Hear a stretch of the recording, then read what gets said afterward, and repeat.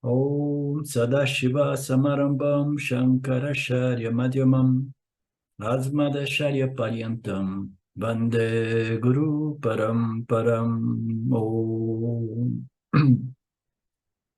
Ok, nós estamos concluindo o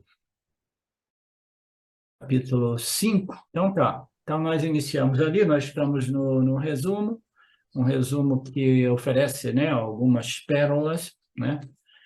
Então, foi muito boa a aula de hoje, para quem não esteve presente, a aula de ontem. Então, nós vimos mais ou menos, né, o Palam, né, e as sadhanas, né, o Swami. Nós vimos nas últimas passagens aqui que ele, né, explicava mais uma vez o processo do Karma Yoga, né, e o processo dos resultados de nossas ações, como os palas, os resultados, causa e efeito, ações e seus resultados, o fato de que tudo isso segue uma ordem, né, precisamente inteligente, né, de modo que é melhor que nós aprendamos a aceitar tudo isso, né, como prasada, ao invés de nos vitimizarmos e começarmos a perguntar ao Criador por que eu, por que eu, por que eu, né? Quando a gente tem um punha maravilhoso, a gente não questiona o Criador, aí aparece um punha difícil, a gente, por que eu, por que eu, por que eu? Estou me comportando bem já há 2 semanas, né? E a pessoa esquece que os nossos parábolas, eles frutificam, né? Envolvendo ações até mesmo de vidas passadas. Então, o Karma Yoga é uma ciência que prepara, purifica, né, a mente de modo mais natural possível, cujo resultado é uma mente religiosa e espiritual, né? O Swami Ji frequentemente coloca que não existe autoconhecimento e mosca sem religiosidade, espiritualidade sem religiosidade é impossível, né? Essa galera que quer pular o relacionamento com o Criador e dizer assim, mas que Criador que nada, né? Vamos lá, tudo é a consciência e eu sou a consciência. Então, eles não passam pelo processo natural que purifica o coração e a mente do indivíduo, de modo que eles realmente, efetivamente, né, possam compreender, né, diretamente e serem transformados por essa compreensão. Eu sou a consciência e tudo é a consciência e nós somos livres deste mundo, né? Então, essas declarações de identidades, elas só são realmente bem assimiladas e internalizadas ao ponto de transformar a vida do indivíduo, né? Se a mente estiver muito bem preparada, né? Senão é mais delírio, é mais fantasia, é mais ilusão, né? Então, através do Karma Yoga, as tendências materialistas enfraquecerão, as tendências espirituais, né, crescerão, serão fortalecidas. Portanto, o processo de purificação, preparação é compulsório. Então, nós vimos de novo, né, fizemos aquela revisão sobre os grihastas e os sannyasas, né, tudo isso para estabelecer ainda uma vez que a verdadeira renúncia ocorre interiormente, é renunciar aos nossos apegos aos objetos desse mundo, entre eles o nosso corpo e a nossa mente, né? Então, esta purificação, ela irá produzir um vairagya, né? Um total não apego, né? Uma equanimidade, né? Tal que, inevitavelmente, irá queimar muitas vasanas e purificar o complexo corpo-mente, né? Então, tudo isso, neste processo, produzirá uma mente cada vez mais pura, cada vez mais preparada para o progresso espiritual. E Krishna traça alguns estágios deste projeto espiritual. Ele nos relembra o capítulo 5, verso 7, tendo dominado o corpo e os órgãos dos sentidos, o Karma Yogi possui uma mente pura e acaba reconhecendo o Atma como o seu próprio ser. que é o Atma em todos os seres. Embora vivendo no mundo, o Karma Yoga permanece livre do mundo, né? Então, nós precisamos de compreender, né, este apontamento, né, segundo os apontamentos, né, também do Swamiji, que dizem, sim, o Karma Yoga é fundamental, é indispensável, é compulsório, porque sem a preparação, sem o Karma Yoga, a preparação e a qualificação não é desenvolvida, sem a qualificação, o autoconhecimento é impossível. Portanto, o Karma Yoga, de mente pura, ele está pronto para o Jnana Yoga. Então, não existe uma linha clara, tangente, né, divisória entre Karma Yoga e Jnana Yoga. Você vai fazendo os dois. Então, você vai fazendo Karma Yoga, sua mente vai se tornando sempre mais equânime, sempre mais estável, sempre mais focada, sempre mais clara, sempre mais pura, né? As suas emoções vão sendo refinadas, e quando você vê, né, o exercício, né, do Shravana, Manana e Nididhyasana, né, sob a luz dos ensinamentos do Upanishads, eles vão fazendo as fichas caírem mais rapidamente, porque a mente está purificada, né? O Karma Yoga, deste modo, após ter passado por diversas disciplinas, né, de preparação, e após, naturalmente, ter passado por esse processo maravilhoso, fantástico, fenomenal, chamado processo do Karma Yoga, que é a compreensão entre da relação entre a criatura, o Criador e a criação e suas leis, né? Então, ele descobre, eu sou o ser, eu sou o Brahman, eu sou o ser em todos os seres, que é fundamental, né? A gente precisa saber, eu sou o ser, eu sou o ser, eu sou o ser. Mas quando a gente compreende, todos nós somos o ser, todas as galinhas, pássaros e ratos e baratas são o ser, né? Então, o indivíduo ele começa a ter esta visão equânime, né, na qual ela vê o Felipe, né, o Marcelo vê o Felipe, vê o Arlindo, vê a Marinéia. E aí o Felipe, esse Namarupa, Felipe, Arlindo, Marinéia, é simplesmente uma publicidade para o Marcelo, porque o Marcelo compreendeu que é a mesma consciência, né, aparentemente movendo e operando todos os Namarupas. Então, nós, compreendendo que esta consciência pervade e permeia inteira em todos os seres vivos e até mesmo os inertes, mas eles são visíveis, né? Verificáveis nos seres inertes, aí os seres inertes começam a ser uma lembrança de mim mesmo, porque olha a consciência aí brilhando no intelecto do Felipe, do Arlindo e da Marinéia, né? Então, a sadhana, né? O Jnana Yoga, através do Karma Yoga, né, ele produz essa capacidade de ver o eu, ver o ser em todos os seres, não somente em mim, porque no início o cara fala assim, eu sou a consciência, um grande iluminado, né? A primeira coisa que ele faz é raspar todos os cabelos para impressionar mais os outros, aí depois, né, o cara fala assim, mas você não é a consciência, aquele ali não é a consciência, né? Não, né? Nós precisamos compreender que a consciência é toda pervasiva, né? Ela existe além de todos os universos, passado, presente e futuro, né?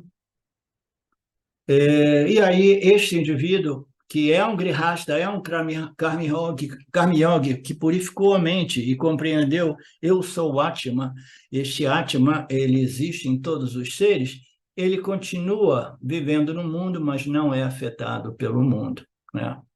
Então, descrições lindas, maravilhosas do que seja o processo do grihasta, né, que inicia com o Karma Yoga e que passa, né, possivelmente, né, não necessariamente, pelo Upasana Yoga. Nós estamos entrando, depois disso, nós vamos entrar no capítulo somente sobre dhyana, meditação. Meditação, existem meditações de dois tipos, de preparação da mente e meditação vedântica, que é chamada Nididhyasana, contemplação sobre as declarações de identidades, né, reveladas nos Upanishads, né? Então, nós podemos ver, dentro deste processo, que este ser, ele purificou, reconheceu ele não é afetado. E agora vamos ver o que o Krishna Guru fala sobre os estágios deste progresso. Nós já vimos tudo isso, né?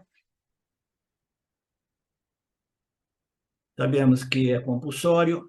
Aqueles que acreditam que eles não precisam de Karma Yoga, né? Com grande probabilidade estão iludidos. E aí tem aqueles que dizem assim, mas o Yana Yoga é um caminho muito árido, é seco, né? É um caminho muito intelectual, né? Aí diz assim, não, eu sou um Bhakta, né? Eu quero sentir, né? O coração vai me dar o autoconhecimento, o coração, essa emoção, este sentimento, vai guiar o meu caminho espiritual, né? Então, as pessoas vão dizer, Yana Yoga é um caminho muito árido, muito intelectual, e não é para mim porque eu sou uma pessoa sentimental, né? E aqui, Marcelo, eu peço para você substituir a palavra, porque em inglês faz mais sentido, ok? O caminho do Yana Yoga é dry, and then, em oposição a dry, é wet, não sei como eles disseram lá, mas aqui o molhado não é tão bom. Seria melhor que o caminho, e portanto devemos seguir o caminho. O caminho molhado é o caminho do coração, o caminho sentimental, o caminho mais suculento, entendeu? O árido e o suculento são os opostos que seriam mais aplicados do que o molhado. O molhado é uma tradução literal, tá? Então eu quero o caminho sentimental, o caminho devocional, o caminho do coração, o caminho suculento, porque este Yana Yoga é muito árido, né? Então o que eu quero? Eu quero o Bhakti Yoga, porque o Bhakti Yoga é um caminho, né, suculento, né? Por quê? Porque você sente aquele amor, você vê em lágrimas, né? Eu me lembro de um amigo meu dos velhos tempos, quando eu morei e vivi em Ubatuba, né? O cara que acabou me convidando a ir para lá, depois de eu ter voltado do Oregon, né? Do Oregon, onde nós tínhamos aquela famosa comunidade, ele me convidou, e ele era um cara super sentimental, emocional, e qualquer coisa ele começava a chorar. E ele pensava que aquilo fosse um sinal de grande progresso espiritual, né? Porque ele sente tudo, né? Ele sente, quando ele pensava em alguma coisa, ele tinha uma experiência espiritual, ele começava a derramar lágrimas, né? Então não, eu quero o caminho suculento do Bhakti, né? Das emoções, né?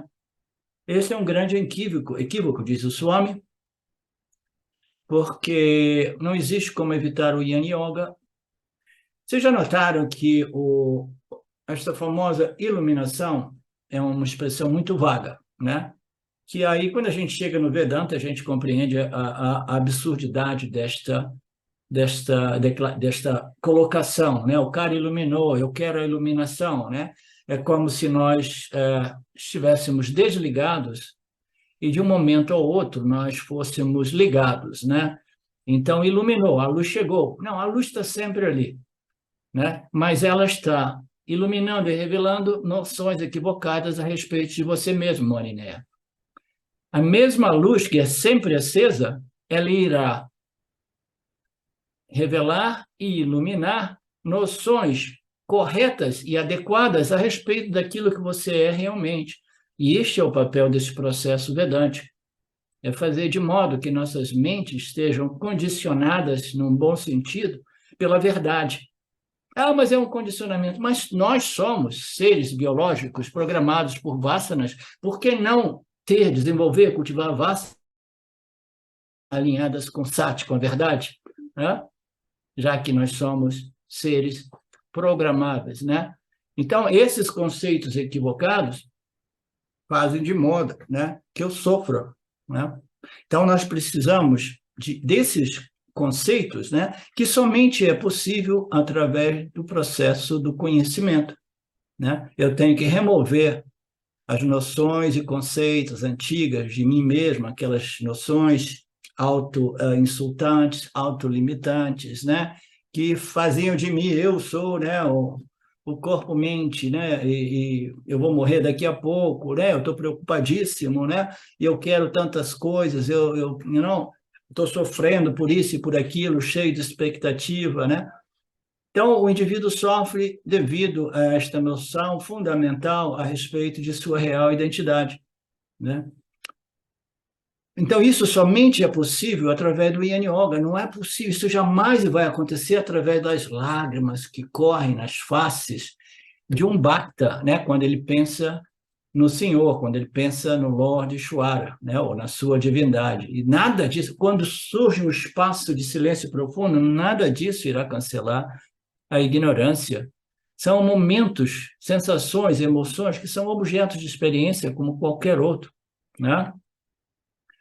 Então, o caminho do Yin Yoga é um caminho intelectual, todo e qualquer conhecimento só ocorre no intelecto.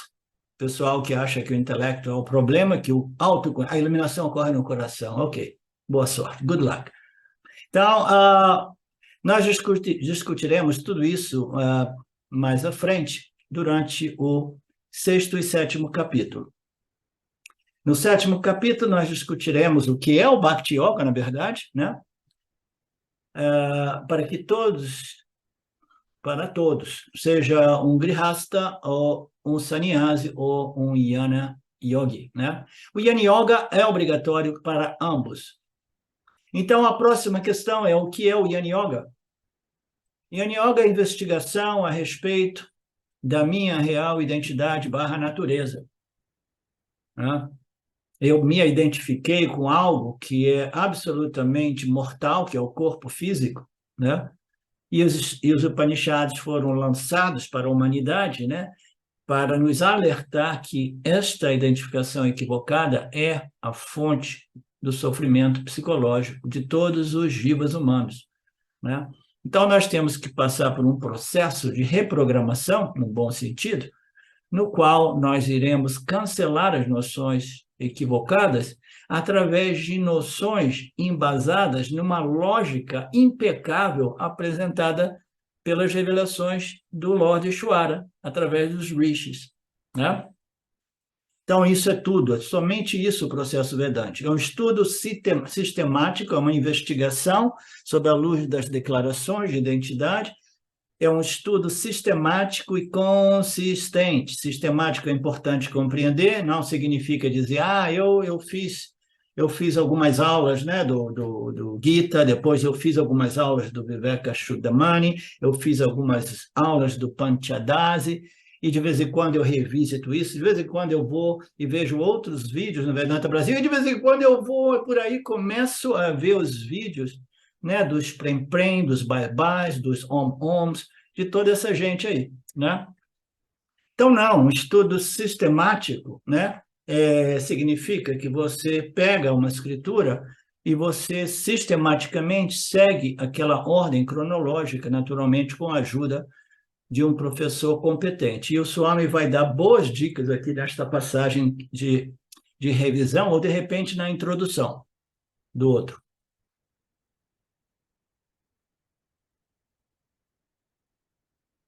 O estudo ele tem que gradualmente ser construído, ereto, Marcelo?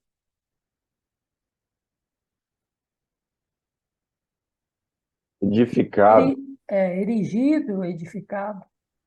Obrigado, edificado. Então, esta visão vedântica, né, através do estudo, ela vai sendo edificada, construída, né, de tal modo que ela vai desenvolvendo uma visão totalmente nova a respeito de mim mesmo e a respeito do mundo.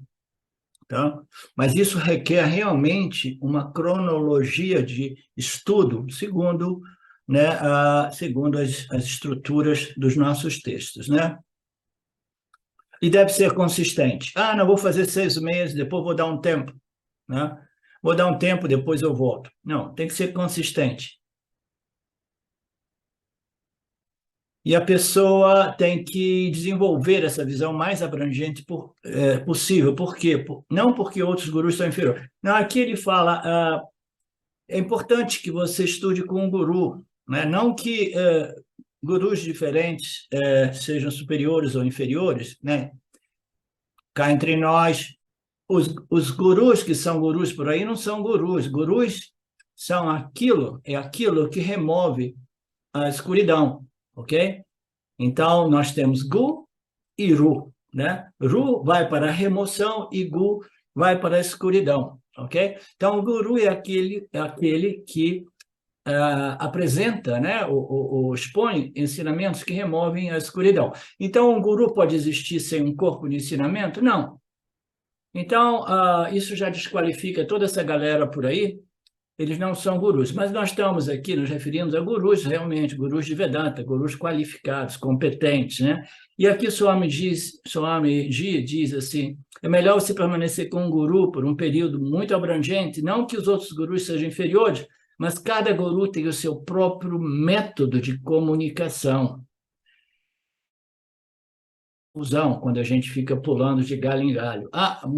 Isso aqui parece que tem uma contradição, e antes que a gente possa resolver, né, essas contradições e desenvolver uma confiança, a gente fica perdendo tempo com mais e mais dúvidas, né?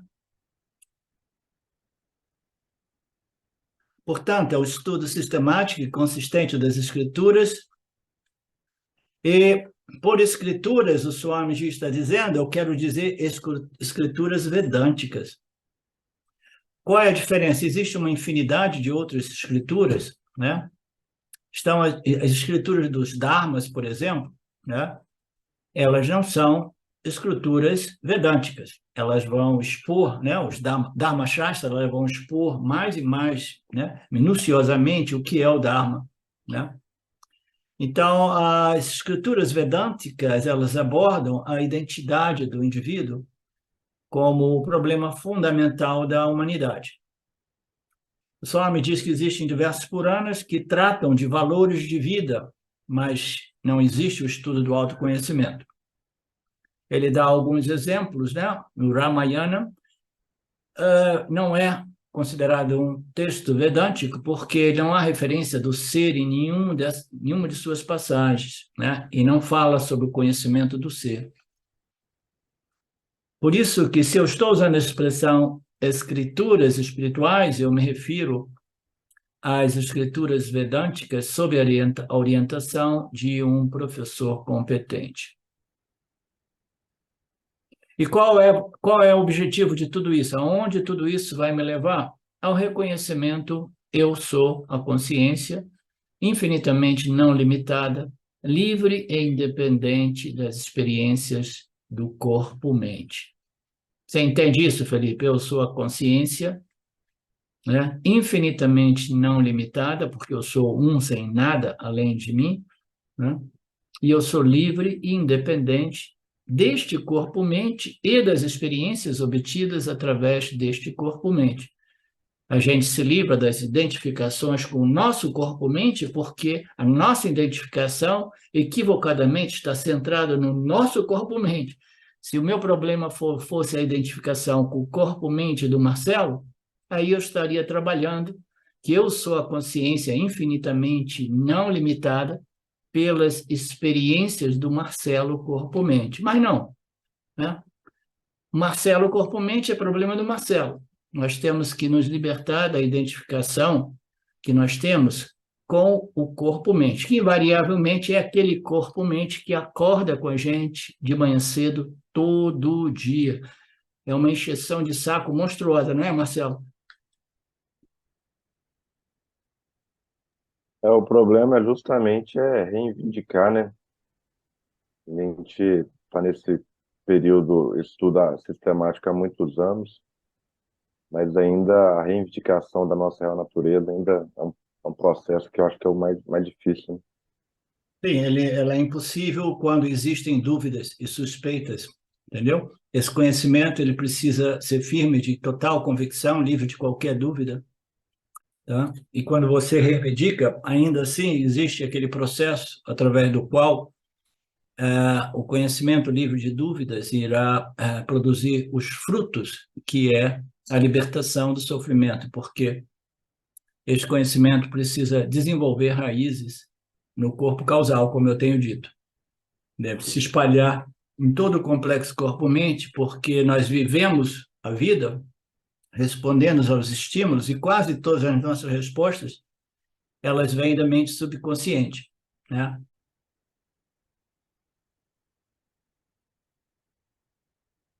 Então, este ser que nós somos, esse eu que nós somos, é de natureza consciência, existência, né? E qual é a natureza dessa consciência? Satchitananda, como nós sabemos, né? E nós somos todos os universos, presença e ausência de universos.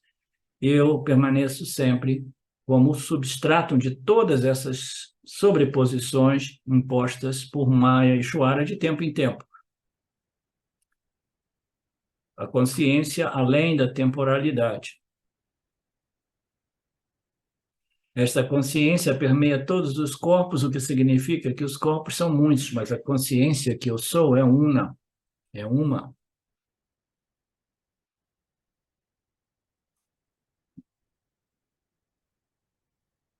Numa outra passagem do verso 13, né, do capítulo 5, na cidade das 9 portas, que nós vimos detalhadamente, o Atma permanece sem fazer ação alguma e sem instigar outras pessoas a fazer ação.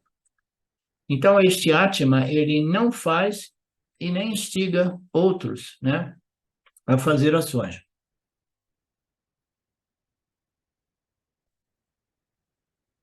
Então, este Atma não cria e nem o fazedor como os objetos. Então, quem é que cria o fazedor e os objetos, né?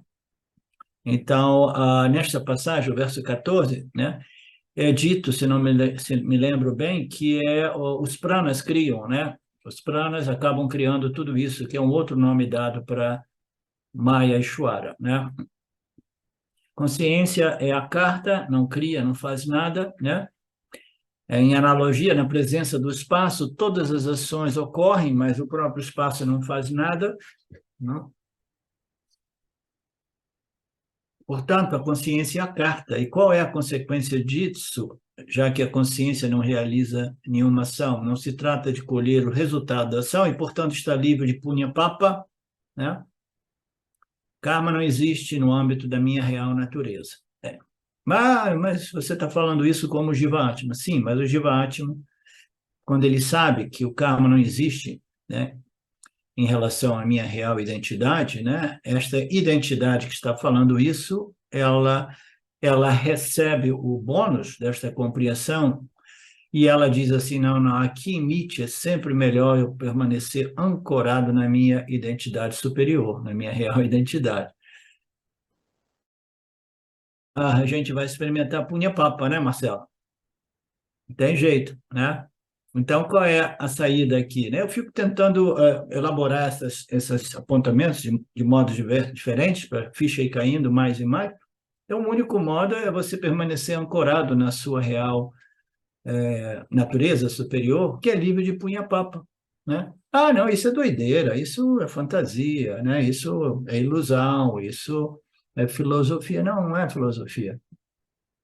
Não é filosofia porque é desenhado para transformar a vida do indivíduo, para transformar a personalidade emocional, intelectual e mental do indivíduo, e transforma, né? A gente começa recebendo todas essas informações, todos esses ensinos, para que as nossas mentes sejam transformadas e as nossas vidas sejam igualmente transformadas. E existe testemunhos de toda parte a respeito disso, e aqueles que confiam em mim aceitam o meu testemunho, né, com confiança. Então, essa consciência, nem o contato com os resultados das ações, ela não tem nem contato com o resultado das ações, Maya é que causa tudo isso. O Atma não possui Punya Papa, eu, portanto, não possuo Punya Papa, né? O primeiro estágio deste autoconhecimento, Felipe, é reconhecer que eu sou a consciência, e aí eu quero me identificar com a consciência. O mundo vai me chamar à identificação, tentando reforçar a minha identificação com o corpo-mente, né? A linguagem do mundo vai reforçar a minha identificação com o corpo-mente. Portanto, o Vedanta, né, nos convida a fazer um trabalho que, no início, é um grande desafio, né? A gente vai nadar contra essa corrente, essa ignorância cósmica, né? Eu tenho que me identificar com a consciência, minha real identidade, natureza, né? Então, eu tenho que fazer com... dei o exemplo aqui, há duas coisas que devem ser entender, que o primeiro passo, o contrário, quando eu perguntar aqui...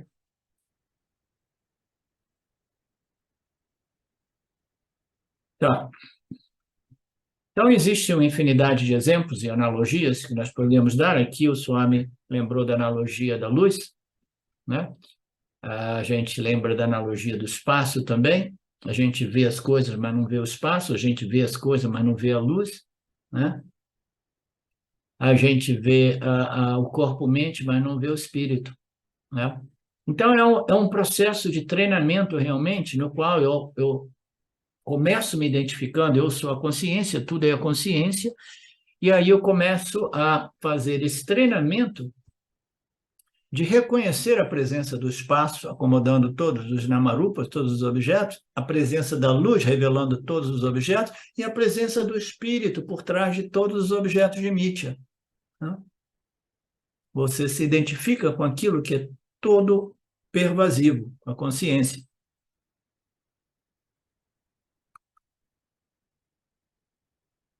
Então, é um treinamento. Ele diz para você, quem é você? Ah, eu sou o corpo-mente chamado Felipe, né? Aí o guru um dia fala assim, você veio para o satsang, quem é você? Aí vai dizer assim, eu sou o corpo-mente chamado Felipe. Aí o Felipe vem com a família fazer um seminário aqui em Goiás, eu falo, Felipe, quem é você? Porque eu estou sofrendo um pouco de memória falha, né? Ele vai dizer assim, não, eu sou o corpo-mente chamado Felipe. Aí depois de 100 vezes ele vai dizer assim, porra, mas não enche o saco, você sabe que eu sou o Atma, você sabe que eu sou a consciência, né? Então, depois de 100 vezes, o cara acaba, né, assumindo, né?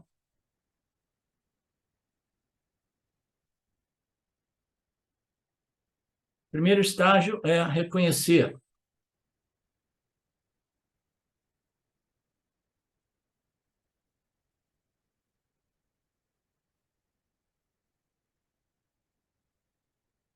Segundo estágio é aprender a identificar-se com a consciência, sabendo que você é a consciência. Eu identifiquei, existe o espírito, eu sou o espírito. Existe Brahman, mas Brahman é uma coisa, e eu sou o corpo-mente Felipe, né? O segundo estágio é aprender a identificar-me com a consciência. Você conhece a consciência como consciência. Você é a consciência. O único modo de conhecer a consciência é simplesmente como você mesmo. Não existe, porque a consciência não é um objeto de conhecimento, não é um objeto de experiência. Então, o único modo de conhecer a consciência é eu sou a consciência. Eu sou aquele Devadatta, né? Depois de 30 anos, o cara vai, eu ouvi dizer que o Devadatta é aquele nosso amigo nesta reunião, nesta festa. Aí ele olha, não consegue identificar, e ele começa a conversar com, de algum tempo, o cara assim, a propósito, eu estou procurando o Devadatta já desde que eu cheguei nessa festa. É mesmo? O Devadatta? Que coisa, hein? Quem é você? Eu sou isso e aquilo. Que legal. Por que legal assim? Porque eu sou aquele Devadatta, né?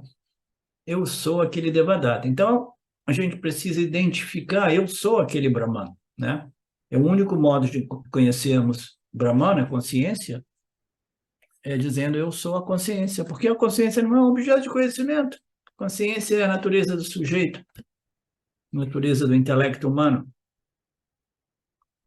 O nosso treinamento, através de muitas encarnações, é eu sou o corpo. Foi um processo intenso, uma ignorância arraigada profundamente no intelecto humano. Quando nós falamos eu, imediatamente a gente imagina o corpo, a mente, as emoções, as memórias, a história de vida, né? Os conceitos. Eu sou um homem, eu sou uma mulher, eu sou feio, eu sou bonito, eu sou jovem, eu sou idoso, né? Eu sou pai, eu sou mãe, né? Nós temos que passar por um processo de reprogramação, desaprender tudo isso, né? até que eu esteja firmemente e claramente identificado na consciência como consciência. E eu permeio todos os corpos. Então, o segundo passo aqui, né, é identificar eu mesmo como a consciência. Eu sei que existe o espírito e agora eu estou, né, passando pelo estágio de me identificar no espírito como espírito. Então, eu tenho que aprender a dizer: eu sou a consciência, pervadindo e permeando o corpo. Eu sou a consciência no corpo, mais tecnicamente correto, eu sou a consciência pervadindo e permeando o corpo. Eu não sou o corpo. Esta compreensão estará redefinindo o eu. Eu fiz algumas edições aqui, mudando o eu, mais precisamente redefinindo o eu, né? Krishna diz a outra vantagem de redefinir esse eu. Krishna diz que se eu sei que eu sou a consciência, né, existem diversas vantagens, como a gente sabe, né? Vamos ver o que o Swami está querendo sugerir aqui. É que quando eu sei que eu sou a consciência, né, tudo bem, né? Mas quando eu sei que a consciência permeia e pervade tudo e todos, e sabe que todos os outros seres vivos também são a consciência. Você é a consciência, os outros são a consciência. Qual é a diferença entre eu, consciência, e Marcelo, consciência? Não existe nenhuma diferença, porque existe somente uma consciência e uma infinidade de mentes, a partindo como reflexos desta consciência, né? Então, a consciência que reflete no meu aparato corpo-mente é a mesma consciência que reflete no aparato corpo-mente do Marcelo. Então, qual é a vantagem de saber, de ver todos como a consciência, né?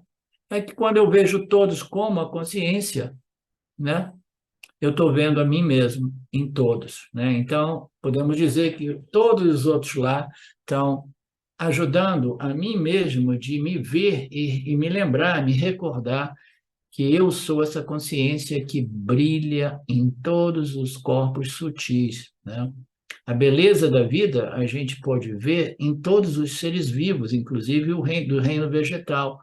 Você vê os seres vivos, aí você lembra. Eu, Felipe, eu sou a consciência. Olha eu aí, olha eu ali, né, refletindo na galinha, no pássaro, né, no tio que vai comer os ovos. Eu estou ali, né, brilhando em tudo e em todos, né? Então, é como eu disse antes, é como se todos os seres vivos do universo, e até mesmo os seres inertes, uma outra passagem, o Swamiji nos lembra, os sábios veem o mesmo Brahman em tudo, né?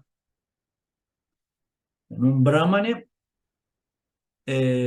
um elefante, um cão e até mesmo um comedor de cão, né? Então, a gente não vai entrar nesse detalhe. O sábio é aquele que vê a consciência brilhando em todos os seres vivos, portanto, vê esta equanimidade, né? Samatva, né? Igualdade, né? Sameness. Então, essa visão da unidade, essa visão não dual, só é possível através desta sabedoria espiritual, que requer esse processo, Felipe e família, esse processo que você está vivendo nos últimos anos, né? O quanto mais intenso ele for, mais rapidamente ele dará frutos. Quanto mais a gente investe em alguma coisa, mais dividendos a gente recebe naturalmente. E aqui o Swami fala aquilo, né? Sem esta sabedoria espiritual é impossível, é ilusão, é fantasia, é delírio falar sobre unidade. Se nós falarmos, nós somos todos um, isso e aquilo, sem termos passado por esse profundo processo de transformação através dessa sabedoria espiritual que nos foi revelada, nós estaríamos nos iludindo outros. É conversa fiada, segundo a tradução do Marcelo. De um lado, todos diremos que nós somos iguais, mas, por outro lado, nós estaremos brigando do mesmo modo que os indianos brigam, né, entre eles lá na Índia, né, os hindus. Ninguém jamais vai obter essa verdadeira transformação sem obter essa sabedoria. A gente vê um mundo totalmente dividido, né? Dividido por cultos, né? Os mais diversos, né? E todo mundo lutando, combatendo um com os outros, tentando, né, criar um mundo melhor, né, um sistema melhor, econômico, social, né, um ismo melhor, e tudo isso é impossível sem essa transformação espiritual que só é possível através desse processo. Por isso que, né, eu desencanei de tudo isso. Eu falei assim, não tem jeito. Vamos deixar por conta de Stuara, né, o que vai ocorrer neste planetinha dos bárbaros aqui. E como a Silva me diz frequentemente, a melhor coisa que você faz é continuar propagando esses ensinamentos. Porque somente aqueles que se transformam através dessa sabedoria espiritual servirão como sementes ou como exemplos, né, para uma civilização superior, né, uma civilização mais satírica, né? Então, o Swami diz que o Yanni não somente vê a unidade, né, ele vê a não dualidade, ele vê Brahman em todos os lugares, mas o que é uma vantagem, né? E a outra vantagem é que o medo da mortalidade desapareceu, porque a minha identidade, a minha identificação, né, com o corpo, né, inevitavelmente produz muito medo do tempo, da temporalidade imposta por Maya. Mas se eu sou a consciência, né, eu sou a consciência além da mortalidade, além da imortalidade, né? Eu sou livre, livre do tempo. O problema não é que o corpo seja mortal, qualquer pessoa madura sabe que uma das leis mais fundamentais deste universo aparente é que tudo que aparece vai se modificando e desaparece. Tudo que é criado, né, desaparece. Tudo que nasce morre, né? Então, qualquer pessoa com mínimo de maturidade sabe disso, isso já permite a esse indivíduo de aceitar, né, a idade avançada com suas doenças e depois a morte com elegância, né? O problema não é que o meu corpo é mortal, o problema é que eu digo para mim mesmo, eu sou mortal, né? Por quê? Devido a esta identificação equivocada com a matéria. Eu sou o espírito, aquilo que brilha, né, no intelecto humano, produzindo a consciência, a sentiência humana, consciência humana. Mas a programação é tão grande, né? Diariamente as pessoas, aquele morreu, aquilo ali morreu. Então, meu Deus, eu vou morrer também, eu vou morrer também, eu vou morrer também. Daqui a pouco eu estou pensando que eu sou o corpo, que somente o corpo morre, nem mesmo a mente morre, como nós sabemos, né? Mas a identificação com o corpo é algo muito profundamente arraigado.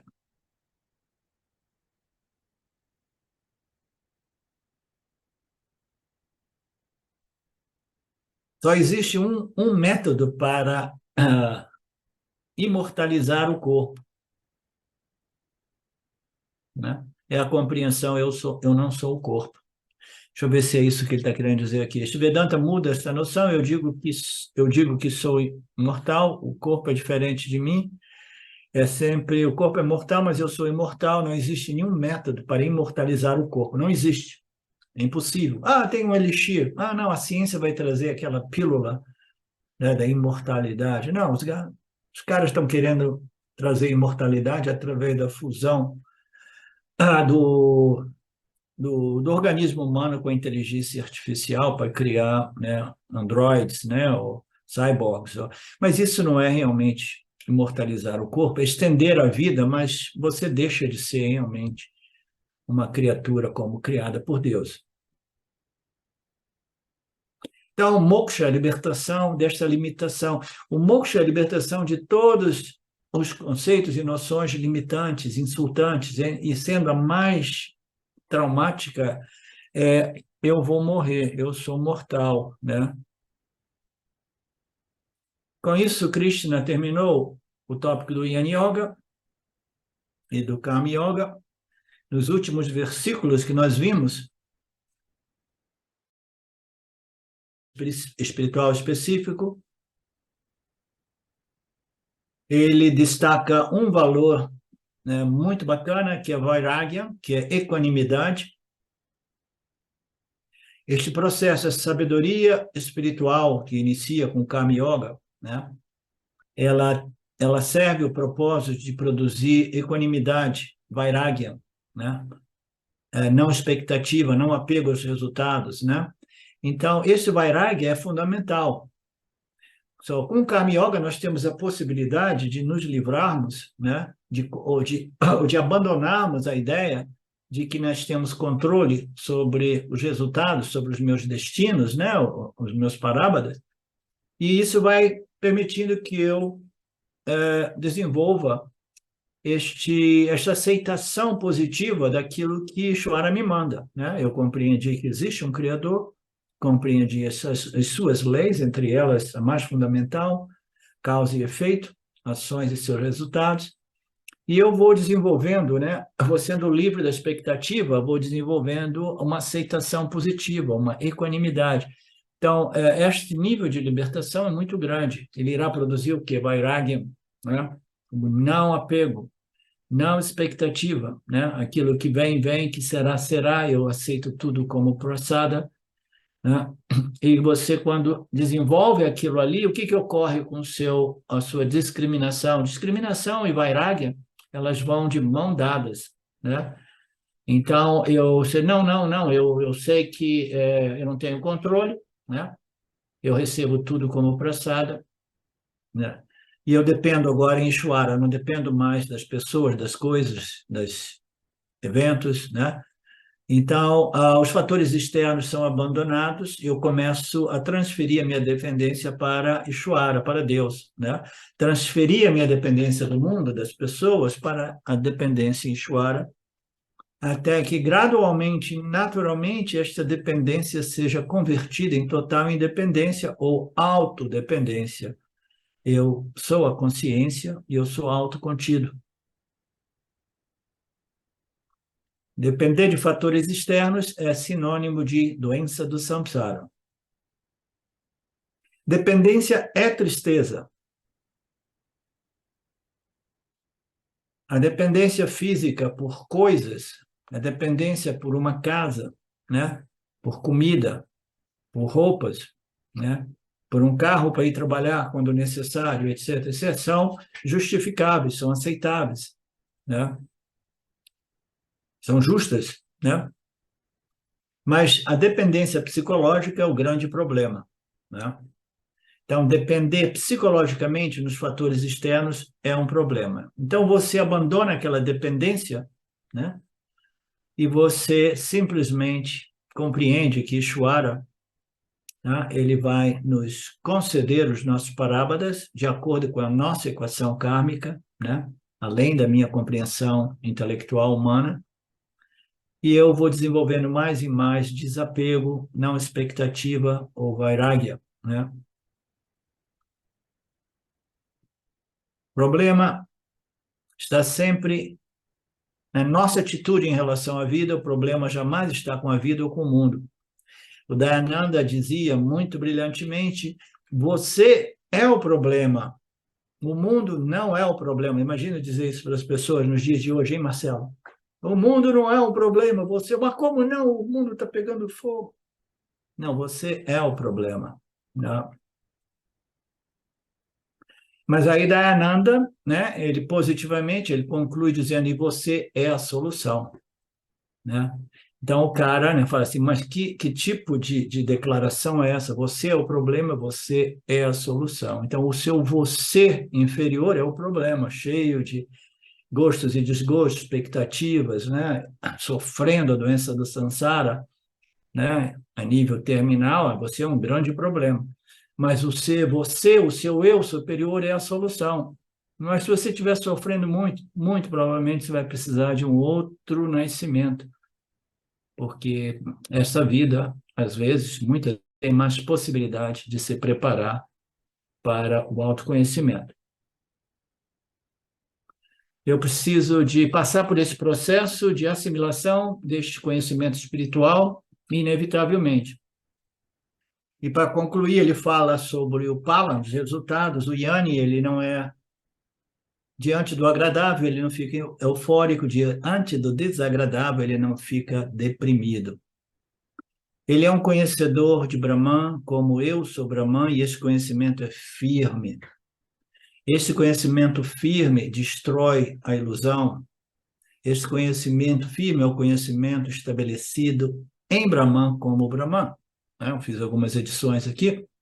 Portanto, abandone a dependência nos fatores externos e aprendam a depender em Brahman, na sua própria natureza. A sua paz, o seu contentamento, a sua plenitude, a sua segurança, tudo isso é inerente à sua real natureza. Na verdade, a sua real natureza é a única fonte de paz, de contentamento, de plenitude, de segurança, de satisfação. Mas o corpo-mente não. O corpo-mente, ele é limitado, ele é inseguro, mas esta redefinição de identidade irá purificar o corpo-mente de tal modo que o corpo-mente vai receber esse tal bônus e ele vai desfrutar da fragrância que é inerente à sua real natureza, que ela vaza exatamente como o perfume de uma rosa. Aí o indivíduo começa a desfrutar destas qualidades que distinguem o Yanni do Aniani, né? Uma outra passagem do Gita, no capítulo 3, ele diz: suponha que exista um homem ou uma mulher que ame somente o ser, que seja feliz apenas ancorado no ser, que esteja contente sempre, somente pensando no ser. Não há nada a ser feito para esta pessoa. Esta pessoa concluiu o seu processo espiritual. As coisas e as pessoas são lindas, maravilhosas. Elas estão ao nosso redor, elas são muito atraentes, né? Professor, Oi. eu estou fazendo meu trabalho aqui, né? E aí, nas últimas aulas, eu apresentei que eu estou verificando, né, que realmente não há liberdade enquanto eu me identifico com a pessoa, os melhoramentos, enfim. E eu tenho usado algumas frases, né? Porque como a gente falou e você falou umas aulas atrás, que isso precisa estar no meu corpo causal, né? E eu tenho usado umas frases, umas afirmações, que antes eu usava outras afirmações para a pessoa, né? Mas umas afirmações de eu me recuso a ser a pessoa, porque eu sou a consciência, né? Ilimitada, tudo. E estava fazendo esse trabalho, e isso presente o dia todo eu falando sobre isso, né? Comigo mesma, eu me recuso a ser a pessoa, porque eu sou a consciência, eu me recuso a ser a pessoa porque eu sou a consciência. E isso estava num campo muito intelectual. Num determinado momento, que você falou agora sobre o amor do ser, né? Eu comecei a usar uma frase para, né, trabalhar o meu campo causal, e fez um efeito muito grande em mim, que foi uma frase assim: eu amo ser o ser, né? Porque eu sempre me apego a ser a Betânia. E por que eu tô apegada a isso? Porque eu tenho um amor pela Betânia, né? E aí eu comecei a dizer para mim mesma: eu amo ser ilimitado, eu amo ser o ser consciência, né?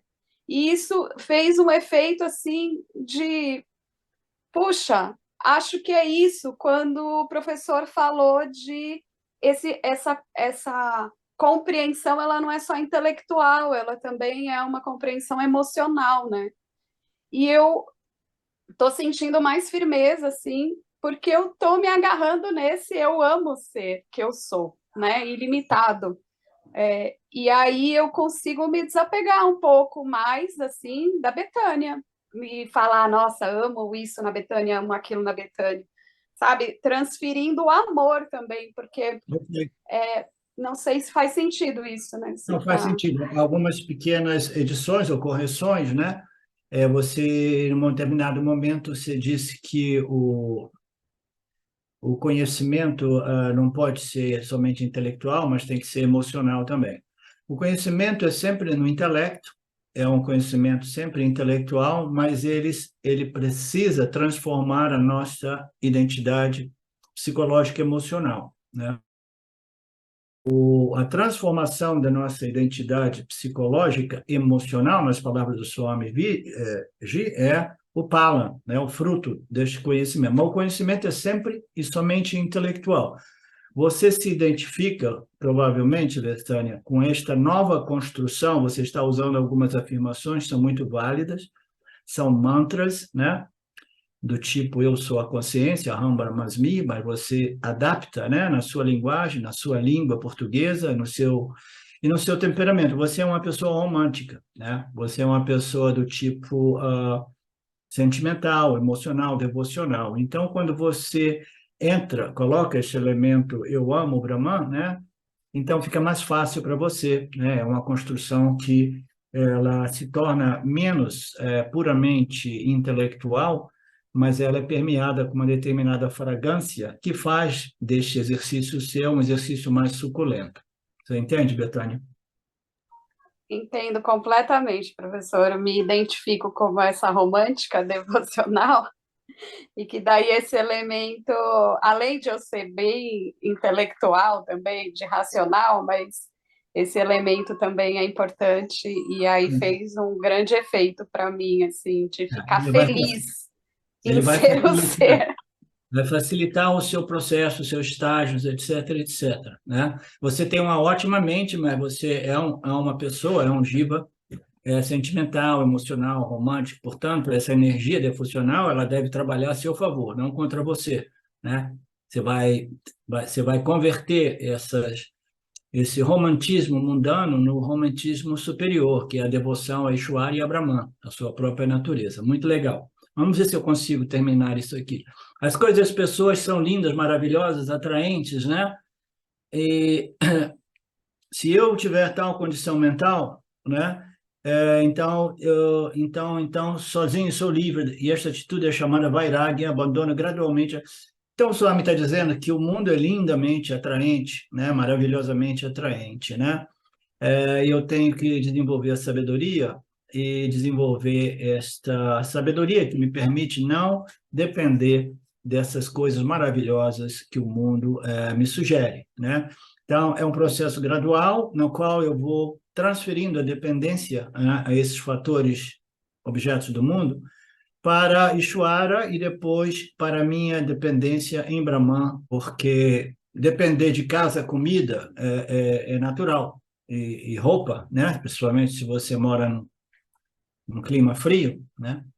Mas a dependência psicológica, porque a grande maioria das nossas dependências não são dependências de verdade, não são dependências literalmente necessárias, elas são dependências psicológicas, né? Então, eu dependo de tantas coisas que psicologicamente eu acredito eu não consiga viver sem. Mas não é verdade. Tudo que você precisa é o quê? É um teto, comida e roupa, se você vive num clima mais frio, né? Imagine que tem um colapso no mundo a nível de energia e internet, nós iríamos reagir porque nós somos dependentes, né, em todo esse sistema digital, né? Ah, sou dependente, sim, literalmente, porque eu ganho meu dinheiro assim, tudo bem, mas agora não tem mais questão de ganhar dinheiro porque colapsou tudo, digamos, hipoteticamente, né? Mas ainda assim eu tenho uma dependência psicológica, porque eu não sei o que fazer da minha vida sem estar no mundo digital, né? Sem estar, né, agindo, interagindo, comunicando, né, fazendo vídeo, isso e aquilo, pá. Então, imagine essa situação, é bom imaginar isso, entendeu? Como eu viveria sem essas coisas que não são essenciais para a minha sobrevivência. Essencial é casa, comida e um teto, mas todos aqueles desejos e apegos, né, que nós temos a coisas que não são justificadas, não são reais, né, é que representa um grande problema, essa dependência psicológica. Então, o Jivamukta significa liberdade interior, e quando? Aqui e agora, não é a liberdade depois de deixar o corpo. O Pala é a independência interior, e é quando? Aqui e agora. A liberdade do mundo lá fora não é totalmente possível. Externamente, estou sujeito às regras, né, e às leis do mundo. Eu não posso dizer eu sou um Yanni, portanto, eu posso dirigir o carro na contramão. Não, não posso. Né? Então, é mais ou menos isso para concluir este resumo. Enquanto este Karma Yoga estiver presente, o corpo sobrevive. Enquanto este karma, deixa eu ver o que ele está dizendo. O Yanni nunca diz eu tenho Parabada. Esse é um ponto bacana. É um ponto muito filosófico. Tem Parabada, não tem Parabada, o Yanni, né? Não, o Yanni não tem Parabada. Tá? O Yanni tem Parabada visto dos olhos daqueles que o observam. Né? Ou se o cara pegou um Parabada brabo, né? Está com uma doença terminal. Né?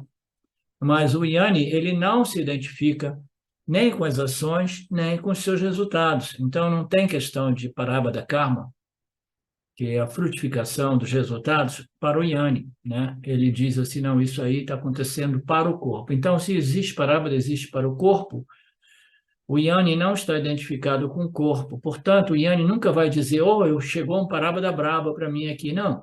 As pessoas em torno do Yanni dirão assim, chegou um Parabada brabo para o Yanni. Todos os corpos são governados por Prabhada, inclusive os corpos dos Yanis.